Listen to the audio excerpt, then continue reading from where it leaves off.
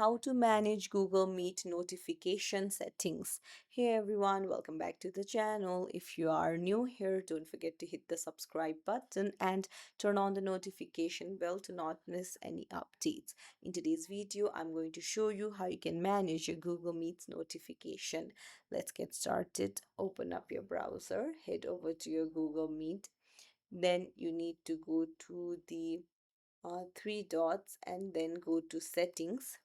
There you'll be able to find general, click on it, and then you can see desktop notifications. So Meet can show desktop notifications to let you answer incoming video calls and take other actions in Meet if you toggle this on and hit allow.